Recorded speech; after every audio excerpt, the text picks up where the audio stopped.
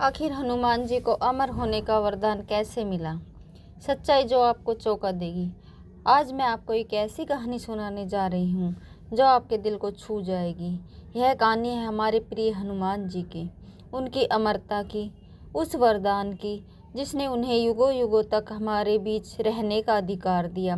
लेकिन क्या आप जानते हैं कि यह वरदान उन्हें कैसे मिला? क्या आप जानते हैं कि इस अमरता के पीछे कितना दर्द, कितनी तपस्या और कितना त्याग छुपा हुआ है?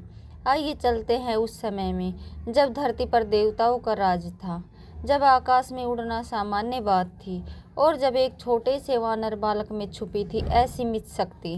तो आइए बिना किसी विलंब के आरंभ करते हैं आज की प्रेरणादायक कथा। त्रेता युग का वह सुनहरा समय था जब किष्किंधा की पहाड़ियों में एक असाधारण बालक का जन्म हुआ था। माता अंजना के गर्भ से जन्मे इस बालक को देखकर पूरा वानर समुदाय चकित रह गया था। यह कोई सामान्य बच्चा नहीं था। इसके चेहरे पर एक अलग सी चमक थी, आंखों में अनंत की गहराई थी और शरीर में ऐसी शक्ति थी जिसका अंदाजा तक नहीं लगाया जा सकता था। परंतु शक्ति के साथ साथ बचपन की मासूमियत भी थी।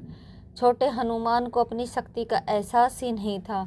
वे खेलते कूदते और मस्ती करते रहते। लेकिन एक दिन ऐसा हुआ जिसने उनकी पूरी जिंदगी बदल दी। सुबह का समय था। सूर्यदेव अपने सुनहरे रथ में पूर्व दिशा से उदित हो रहे थे। छोटे हनुमान की नींद खुली और उन्होंने आकाश में एक सुनहरा फल देखा। उन्हें लगा कि यह कोई स्वादिष्ट फल है जो उनके लिए लटक रहा है। भूख से व्याकुल होकर वे तुरंत आकाश में उड़ गए। हाँ मित्रों, आपने सही सुना। छोटे हनुमान आकाश में उड़ गए सूर्य की तरफ। उनकी गति इतनी तेज थी कि देवता भी चकित रह गए। जैसे जैसे वे सूर्य के पास पहुंचते गए, उनका आकार बढ़ता गया।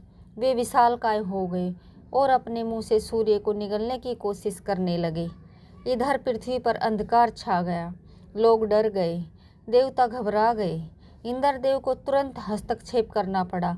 उन्होंने अपना वज्र फेंका जो जाकर छोटे हनुमान की ठुड्डी पर लगा। हनुमान बेहोश होकर पृथ्वी पर गिर गए। जब वायुदेव को पता चला कि उनके पुत्र को इंद्र के वज्र से चोट आई है तो उनका क्रोध सातवें आसमान पर पहुंच गया। वायुदेव का गुस्सा कोई मामूली बात नहीं थी। उन्होंने तुरंत अपनी गति रोक दी। सोचियो मित्रों, जब वायु रुक जाए तो क्या होगा? पूरी सृष्टि में सांस लेना मुश्किल हो गया। पेड़ पौधे मुरझाने लगे, जीव जंतु तड़पने लगे, देवता तक परेशान हो गए। ब्रह्मा जी को हस्तक्षेप करना पड़ा